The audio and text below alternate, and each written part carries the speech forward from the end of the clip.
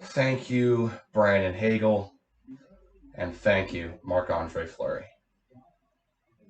Hawks lose 6-4 to the Winnipeg Jets, and this is going to be my trade deadline video.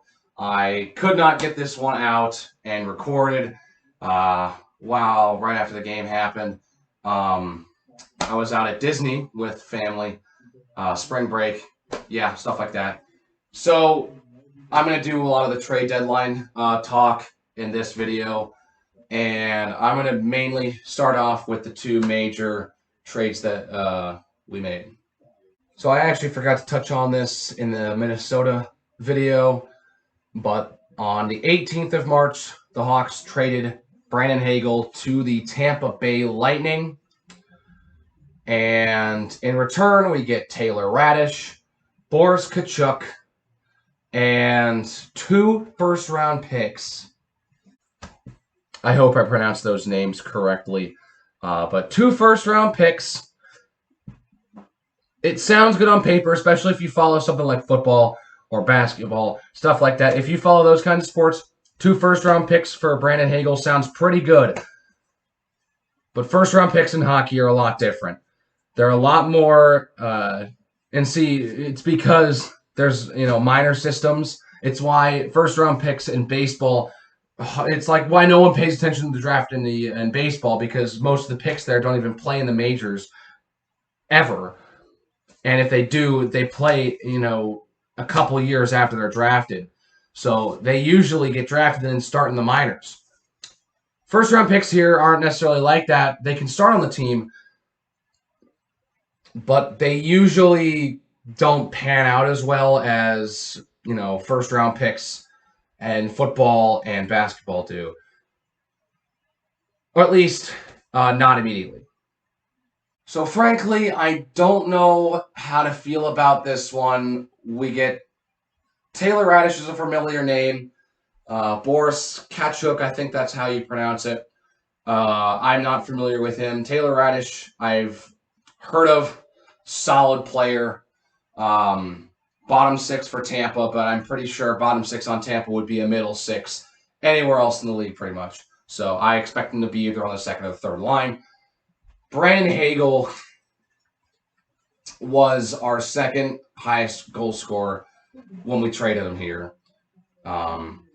And he's going to be a piece that we're going to miss. I liked Brandon Hagel. I remember he kind of came up from the minors a couple times late in 2018-19, scored a couple goals at the end of the year, and then played pretty well at the end of last season. And he's played fantastic this year. And honestly, I wish for the best for him in Tampa Bay. Gets to go to a real contender who's looking for a three-peat, so maybe he might even win a cup there.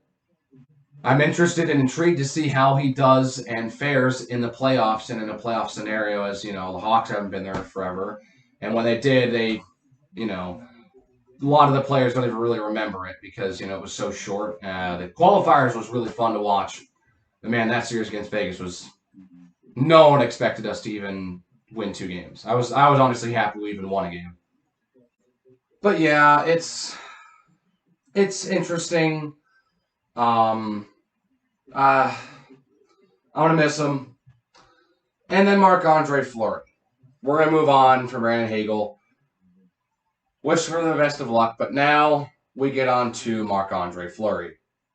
Look, we didn't even know if he was even going to play and put on a Hawks jersey this season. We got over half a season with Marc-Andre Fleury. I was expecting and preparing for the fact that he would be traded at the trade deadline, so it doesn't hurt me as much. But yeah, thank you, Marc-Andre Fleury, for at least giving us some hope early in the year. Well, it didn't really pan out. That hope was dashed after the first 5 games. But, I like Marc-Andre Fleury. He's truly one of the nicest players that when I think of truly class acts in the NHL, Marc-Andre Fleury is one of the first people I think of. He really is a nice guy. I really do enjoy him. He's still a really good goalie. He has his moments, though. And frankly, I think with the poor defense, it also resulted in his play suffering. I know the time was short with Marc-Andre Fleury. He only played around probably 30 games for us. But that's still a team that will be, when he gets retired, Marc-Andre Fleury, Pittsburgh Penguins, Vegas Golden Knights, and Chicago Blackhawks. It'll be on there because he will be in the Hall of Fame. Now, the Hawks traded him to the Minnesota Wild. So, ironically, the team literally just finished playing the Wild for the year. He won't have to play him again, or we won't have to play Marc-Andre Fleury this year.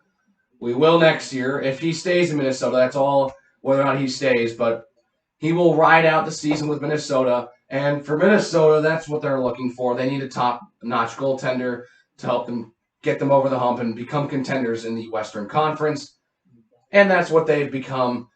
So Marc-Andre Fleury will try to win another cup in Minnesota and get the Wild their first Stanley Cup and get them to their first ever Stanley Cup final, that is. And, yeah, though the time was short, thank you, Marc-Andre Fleury. It was actually really fun to cover, this team with Marc-Andre Fleury.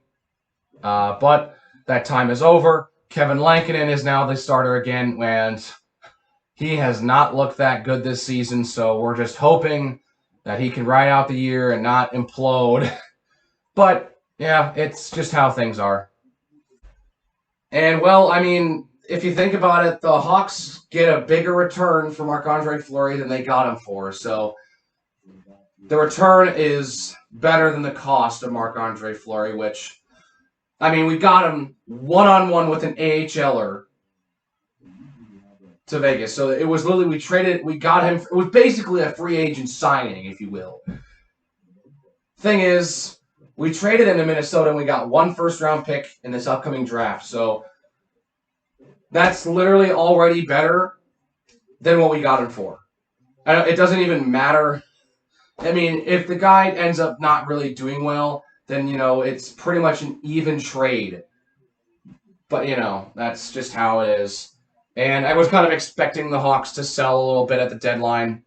And with the firing of Stan Bowman, finally, hopefully, this new GM can look at the team and just say, we're not going to try and relive the glory days and bring back the gang. We're going to actually try to rebuild the team with getting new pieces instead of bringing back old guys. We're going to rebuild the team. And I mean, with DeBrincat and Kane, I think the team's not going to be in the bottom three in the standings by default with just those two players. So, frankly, the team is probably going to suck next year too, and that's okay. The problem, and I'm okay with that because we're actually going to try a rebuild, and we're not going to try and just hold on to that sliver of hope that we can rebuild the glory days. It's not going to happen. Got to move on and rebuild the team. It started with Kane and Taves, and it's going to end with Kane and Taves. So, I'm actually going to move on and talk about the game a little bit. Just a little bit. So, this game was bad, and Marc-Andre Fleury played in this game. It was his last game with Chicago, and it was a horrible send-off. The team this game kind of reminded me a little bit of the Tampa game, in which the Hawks get out to a 2-1 lead early in the second period, and then they collapse. They did it again in this game, of course, and Winnipeg responded after Dylan Strome scored in the second period. Early in the second period, Winnipeg responded with 4 straight goals in the second period. I just don't get it, man. Like, even on one of these goals, Marc-Andre Fleury's glove fell off, and they put him in a position where he actually probably could have made the save if he had his glove on. But because he didn't have his glove on, he's not going to break his fingers trying to make a save. It's not going to work. So it goes in the back of the net, and I mean, the defense just fell apart in every way, shape, and form. Taylor Radish got his first goal with Chicago in the third, and then Kurashev scored to make it a one-goal game, but they couldn't end up winning the game as they put an empty netter in. So yeah, Marc-Andre Fleury goes out on a whimper. But he did have some nice milestones. Got, his 500th career win with Chicago in Montreal. That was a really nice moment for him. Got a couple shutouts. Had some fantastic moments with the Hawks.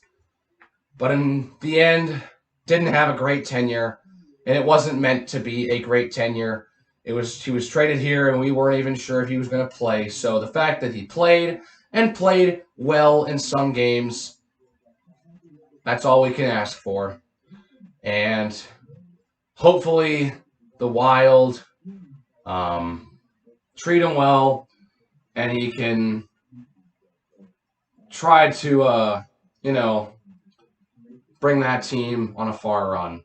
As much as I don't like the Minnesota Wild, I'm a fan of Marc-Andre Fleury, though. But yeah, that's another team that's going to look weird with Marc-Andre Fleury putting on their jersey. And yeah, the Hawks will go out west to play Anaheim and LA on a back-to-back, and then Vegas on the road as the next 3 games.